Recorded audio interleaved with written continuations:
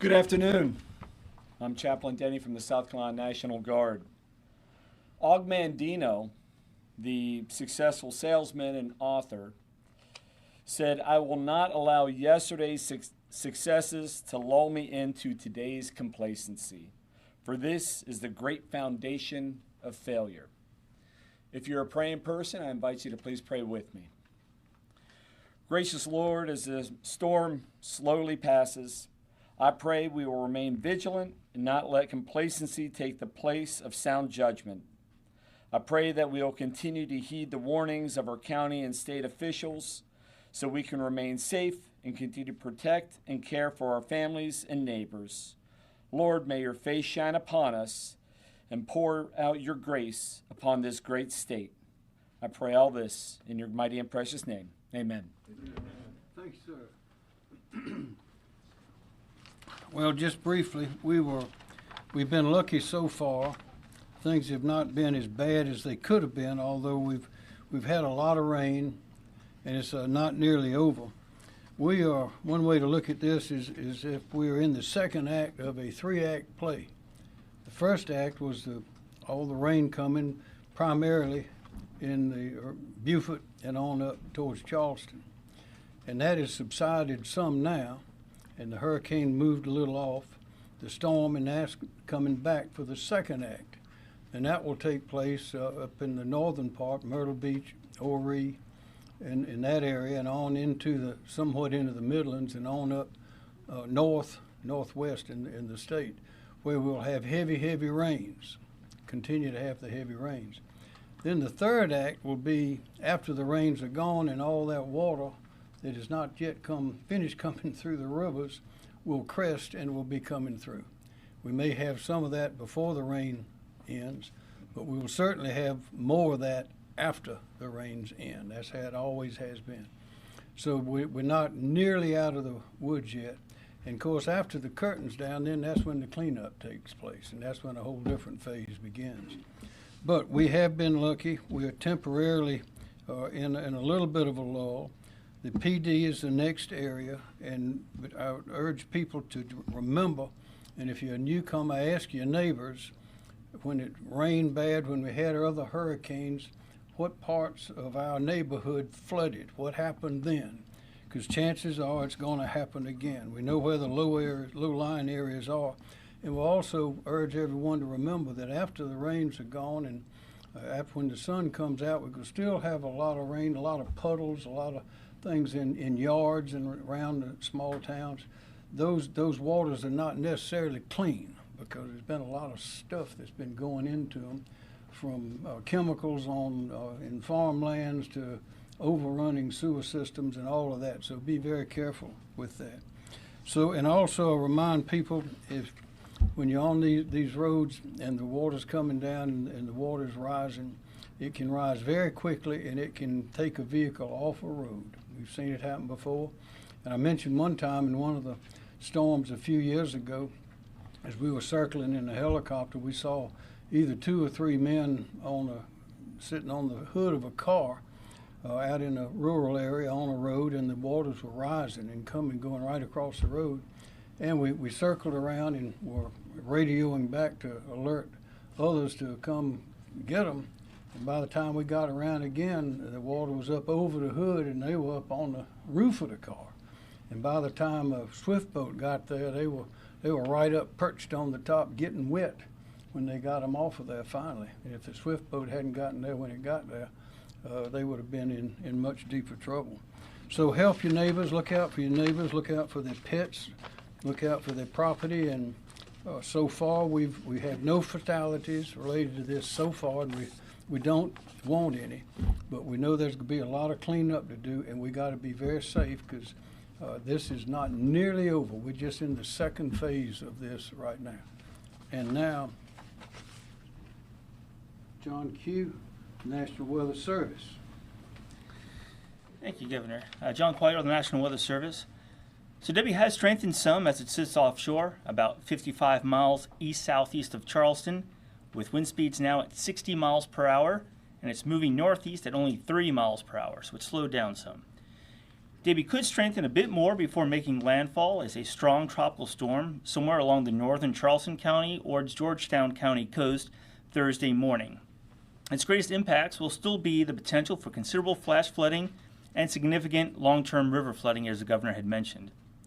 The greatest storm total rainfall amounts so far have ranged from 9 to 17 inches across the southern part of the state, with some of the highest totals so far in areas like Colleton, Charleston, Beaufort, Jasper, Hampton, Berkeley, Dorchester, Barnwell, and Bamberg counties. We're currently seeing outer rain bands from Debby impacting the eastern half of the state.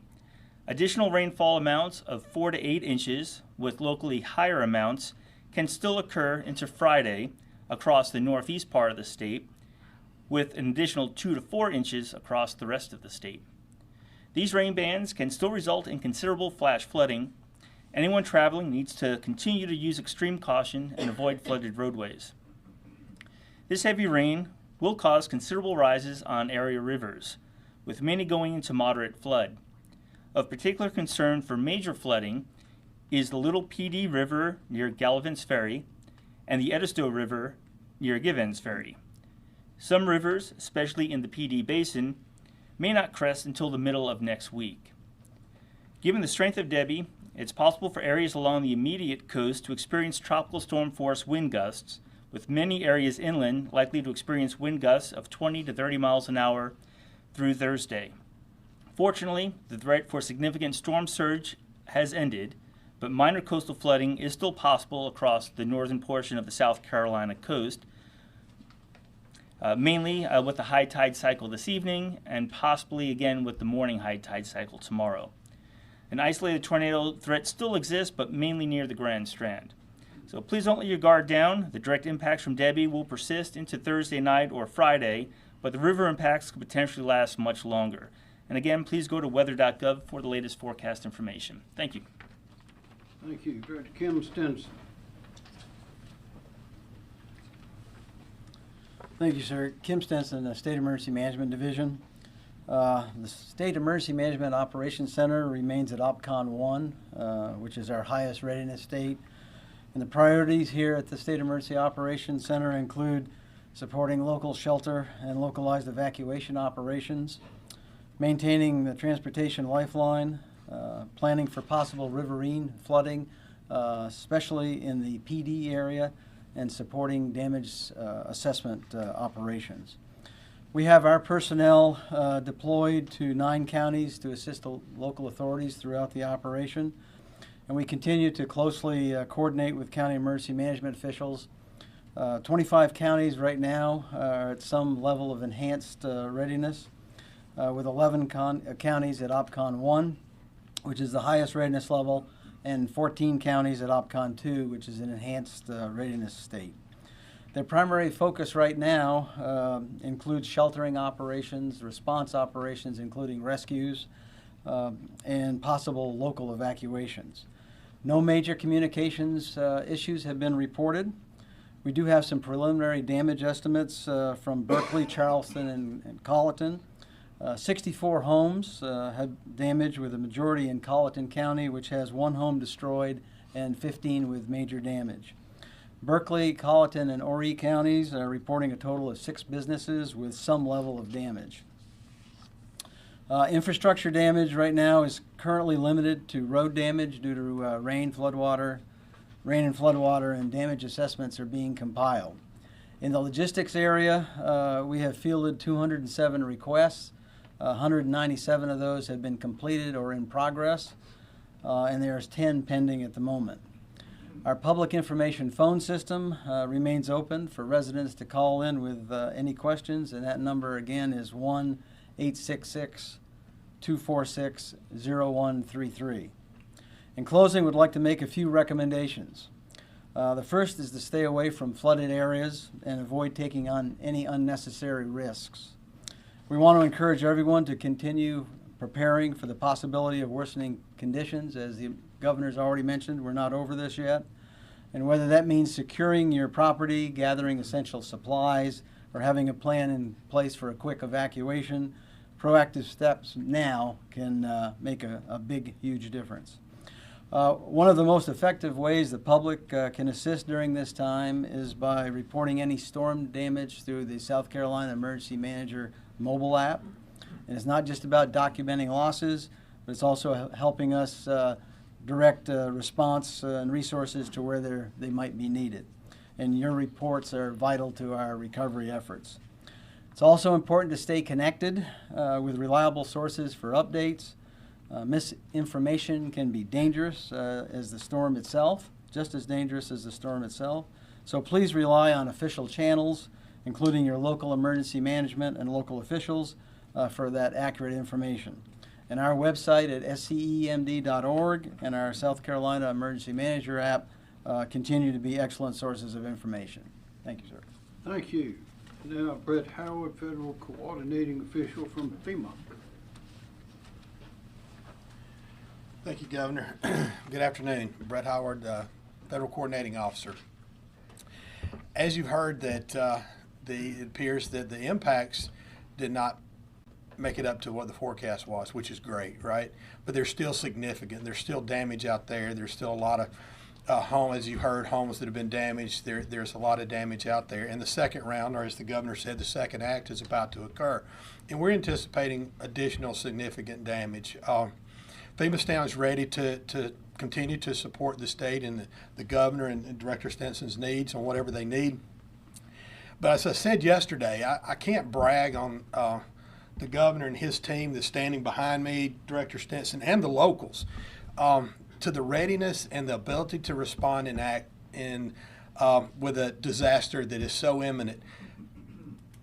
FEMA, the federal, even though we staged a lot of equipment and a lot of personnel, we haven't been asked to do very much, if any. And that is a testament to this team behind me. The capability and the capacity of South Carolina to take care of their own is remarkable. And I can't brag on the governor, everybody behind me enough. The coordination is really, again, I can't say it enough, remarkable. But continue to be very vigilant in your preparedness for this second round. We stand here ready to support the governor and any needs. Thank you, sir. Thank you, Ms. Howard. Appreciate that. Major General McCarty. Thank you, Governor. On behalf of the soldiers, airmen, employees of the Military Department of South Carolina and our South Carolina State Guard, I want to give a quick update. We currently have approximately 300 soldiers on state active duty. We anticipate seeing about another 60 come on before the end of the day. We have approximately 60 high water vehicles that are deployed on the coast. We still have a few in the southern area. However, they will be shifting to the central or the northern conglomerate area as the day goes on. Our focus right now is still in the central coastal region, and we will be shifting those to the northern based upon the anticipated flooding in the PD. We also have some debris clearing teams that are also deployed on the coast. Our liaison officers are still deployed in 6 counties. We are continuing to work there with the local authorities to ensure the National Guard is prepared to support their needs as requested. We're also assessing what additional resources may be needed, whether it's MPs, additional engineers, or just general purpose troops to support the flooding in the PD. As it relates to our aviation assets, we stand by ready to support the needs for search and rescue and to support other needs, but that probably will not be a window capable of flying until sometime Friday. On a good news note, I mentioned yesterday that the unit that was EMAC to the state of Florida should be back to their home station or to the station in Barnville here within the hour. They will then break up and begin to move to their prospective units, and they will be prepared to be remissioned as necessary. Thank you. Thank you, General. Secretary Justin Powell, Department of Transportation. Thank you, Governor. Justin Powell, Secretary of DOT. Tropical Storm Debby continues to affect the state's transportation system. We have over 2,300 employees that are working round the clock to reopen roads and to assess damages. As of 11 o'clock, we had 83 roads that were closed in South Carolina. No interstates are closed. I'm pleased to report that the ramps at exit 22 and exit 33 in Jasper County have been reopened. We have 18 primary routes. Those are US or SC shielded routes that are closed. Those are predominantly in Jasper, Colleton, and Dorchester counties. happy to report we have already reopened 25 roads that had closed during the event. In the Low Country, we are shifting to a cleanup and damage assessment operation as the storm passes out from there. Our focus will be first on our primary routes, those are the SC and US shielded routes, and then we'll turn to our secondary system and focus where the traffic is. In the PD, we are preparing for the response for the second landfall of this storm. We are actively monitoring flood forecasts in the PD River Basin and its impacts on the state highway system. We do not anticipate, based on the forecast we've received, that we will need to do a lifeline operation like we did in 2018 during Hurricane Florence. SCDOT will continue to be out and about during this time. We have a lot of personnel that are out in the field right now. I encourage motorists as they come up on our crews to make sure that they give them space, to let them do their jobs, and we want to let them live, let them work. Thank you. Director Robert Wood, Department of Public Safety. Rob Woods, South Carolina Department of Public Safety. Currently, we have 238 state law enforcement officers working the traffic management mission. Those personnel are from the South Carolina Department of Public Safety divisions of the Highway Patrol and State Transport Police, as well as from the South Carolina Law Enforcement Division, South Carolina Department of Natural Resources, and the South Carolina Department of Parole, Probation, and Pardon. The numbers tonight, that's for the day shift numbers. We'll have a similar number out tonight, about 187, for a total of 425 law enforcement officers. It'll be assigned from the Midlands to the coast over the next 24 hours. With regard to our calls for service, yesterday during the Tuesday operational period, we had 640 calls for service. That compares with 307 calls for service last year at this time. Now, those calls for service primarily are coming from collisions, disabled motorists, and blocked roadways due to downed trees, power lines, and flooding. For the last 2 days, Monday and Tuesday, our calls for service total were 1,191, and that compares with 651 during the same period last year. So you can see that our calls for service are up substantially. Just in closing, a reminder, please, if you don't have to travel, don't travel at all. Stay off the roads, and if you do have to travel, make sure that you're exercising additional caution, especially on those wet roads. Please make sure you slow down. Thank you, Governor. Thanks, sir. Chief Mark Keel, State Law Enforcement Division. Good afternoon, Mark Keel, Chief of SLED. ESF 13 partners, SLED, DNR, Triple P, SCDC, South Carolina Criminal Justice Academy. Agents and officers are currently supporting a number of missions in South Carolina. We have 41 agents or officers assigned to Troops 5, 6, and 7 with the Highway Patrol in helping them with traffic management. We have 4 agents or officers that are currently working directed patrol in Dorchester County. I have personally been in touch with all the sheriffs along the coastal counties, including those border counties to the coast, and making sure that they had the resources they needed as far as law enforcement. Many of the southern counties have gone back to normal operations from the standpoint of law enforcement. We're putting our emphasis now in the PD area, Marlboro, Dillon, Marion, Horry counties, anticipating again the Tropical Storm Debby making landfall and what type rain amounts we end up in the PD area. But we stand ready to support our local law enforcement counterparts wherever they need it. We have the resources in place and available, along with all of our state partners. That's all I have. Thank you, Chief. Director Mike Leach, DSS. Thank you, Governor. Our DSS mass care teams, along with our partners at the Red Cross and the Salvation Army, continue to be deployed at emergency operation centers and shelters across the state in support of county needs. We are working with counties along the coast and river basins to lean forward in anticipation of the projected river flooding concerns and potential shelter openings in the PD area. As of 1 p.m., South Carolina currently has 12 total shelters open across the state. There's a total population of 107 citizens in shelters.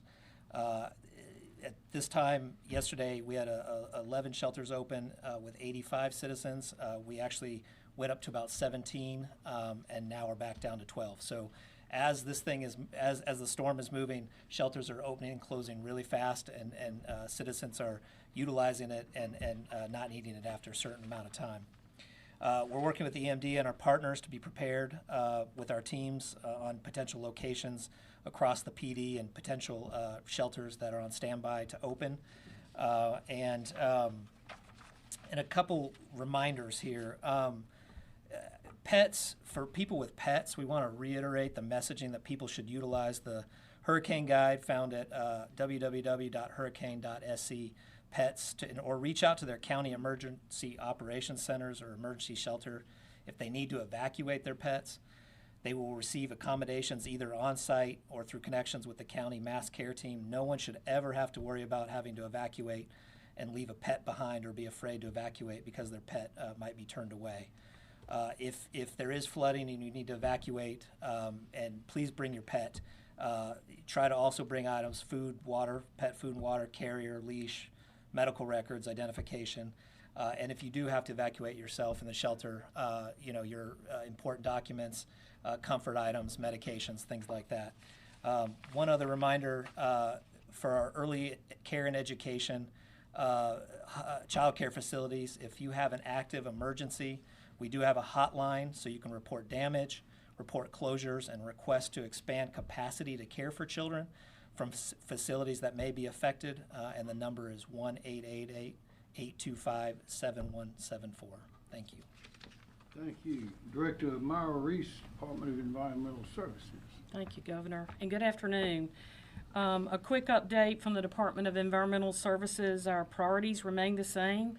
Close communications with our local emergency officials, communications with our dam owners, and coordinating with EMD, the Governor's Office, and other state agencies. Starting with dams, yesterday I know you recall that I reported that there was one unregulated dam breach in Colleton County. There have been no dam breaches reported overnight or this morning, so that's really good news. What I want to emphasize, and you've already heard this, is that we're not done with the storm. We're not out of harm's way yet. So it's so important for our dam owners to continue to stay vigilant and observe current conditions at their dam. I want to really emphasize too, I know our FEMA partner emphasized this, that the coordination that's taking place right now is just remarkable. And I have to say again, our local emergency officials are doing an amazing job. And we are providing them assistance along with DOT. And if there's any questions, we're working up different scenarios. You know, we got to not only be thinking about individual dams, but a series of dams as well. And so that coordination and just planning just keeps continuing throughout this storm. So I guess from the next steps for us as far as dam safety after the storm passes by is we think that we'll be ready Friday morning to put teams together to go out and do post-storm assessments. And that's going to be really critical information for us that tells us how they fared and if it really put some of the dams in a condition that we need to require some actions. Probably we'll be doing assessments of several hundreds of dams, and we plan to have those completed by the weekend. Drinking water and wastewater facilities, we're not aware of any impacts to drinking water systems to this point. Wastewater, we continue to get some reports of sanitary sewer overflows, mainly in the low country in the PD area, and they're making the appropriate public notifications for that. And then as far as coastal impacts, we haven't received any reports of damage to structures or property along the coast. As I mentioned yesterday, we know that we'll probably be doing some work at Edisto, and we'll continue to send some post-storm assessment teams from our coastal office out on Friday as well. That's my report. Thank you. Director Emily Farr, Labor Licensing Regulation. Thank you, sir. Just a brief update on the state's search and rescue efforts. We've continued to work very closely with the local fire chiefs and the counties to make sure that they have all of their needs met. I'm happy to say that at this point we have not had to do any swiftwater rescues or rescues by the state teams. It's not to say that the local level teams may have performed rescues within the local areas, but the state has not needed to do so. We have done 2 assisted evacuations with the state task force. One team in the city of Charleston assisted EMS with repairing a patient for transport and another civilian to get out of a flooded area. At this point, we're really, as you've heard from many before me, we're looking at moving assets and resources north toward more of the PD region throughout the day today, looking at what resources might be needed there for the next act of this storm. Thank you. Thank you. Director Andrew Bateman, Office of Regulatory Staff. Thank you, Mr. Governor. Andrew Bateman, South Carolina Office of Regulatory Staff. Good afternoon. As of right now, we stand at approximately 2,716 storm-related outages statewide. However, as the storm moves north, we do expect the PD region to be significantly impacted and are expecting widespread power outages. After speaking with utility representatives, I know that their crews are working diligently around the clock to restore power as it is safe to do so. However, please be mindful that as flooding occurs, it may impact their ability to restore power and may actually cause some delays. Thank you, Mr. Governor. Thank you. Okay. Well, I want to recognize, of course, we have our signers with us today again, Holly May and Josie McDaniel Burkett.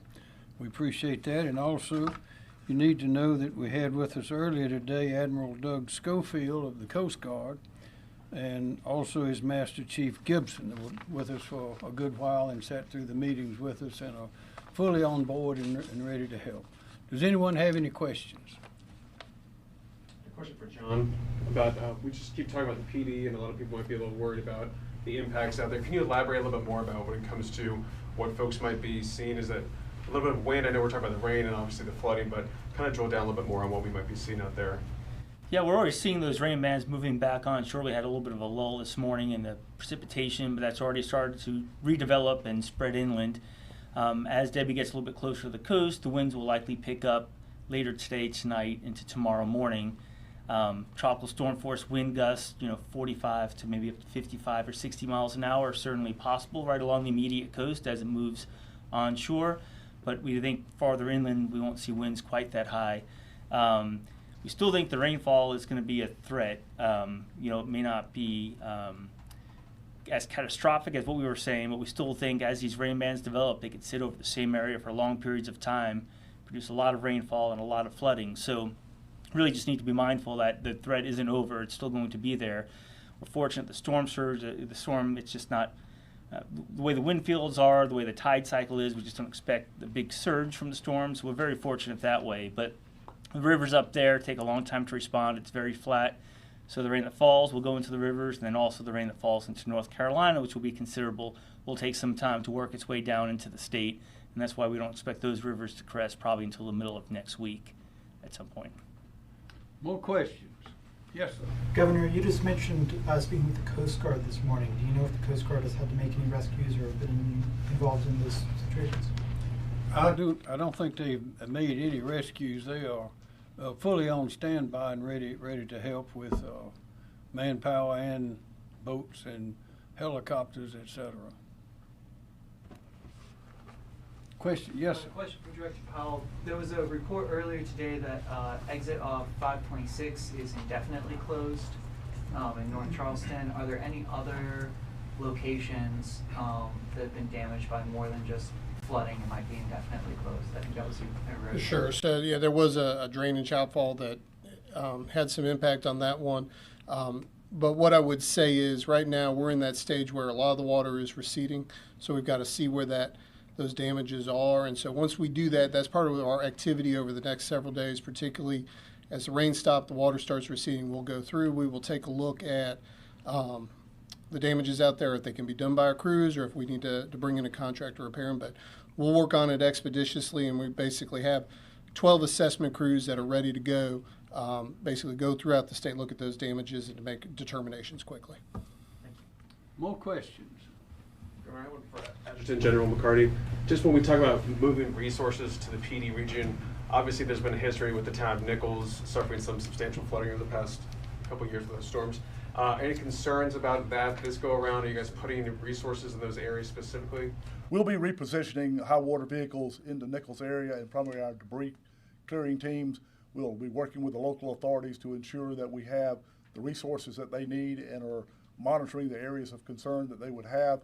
And if there is a need to bring in additional equipment, whether it's what we have in the state or to utilize Title X assets, we are in a position to make those calls and have those resources brought to South Carolina. Thank you. Director Ben Duncan, can you comment on that? Yes, for the town of Nichols, we have a couple of infrastructure projects going on, stormwater drainage, and we have a home buyout project going on there. So we are well aware of the problems in Nichols that we're trying to fix. How many homes have we fixed or renovated or removed? Total from all the previous storms, 3,440 homes, and we have a few more to go, and we should be complete by the fall. And we have some plans, and we have at least 25 plans and studies for other areas that don't quite understand their flooding issue, and we're trying to address those flooding issues now. That's the Office of Resilience. Questions? Any more? Yes, sir. For Director Reese with Environmental Services, it's my understanding that earlier in the year, the department applied for FEMA funds through the National Dam Safety Program. I'm wondering, particularly if after the storm, you mentioned kind of post-mortem dam inspections, if there is a need to make significant repairs. Do you know any sense of the timeline, details of accessing those federal funds? I know those funds are available, I believe, for high hazard dams, and I think we already have some funding, and folks have already started to look at applying for some of those funds, but we're always very appreciative of additional funds that come in, and certainly we'll be considering that when we assess the condition of the dams, the high hazards. Do you know how much funding has come in so far? I do not, but I will get that number to you if you'll follow up with me afterwards. Any other questions? One, I think this would be Director Stenson, but again, it seems like, well, no fatalities reported, which is good news. Have there been any injuries or? We've had none reported yet, but sometimes that comes in fairly slow. Sure. But nothing on our radar right now. Okay, great.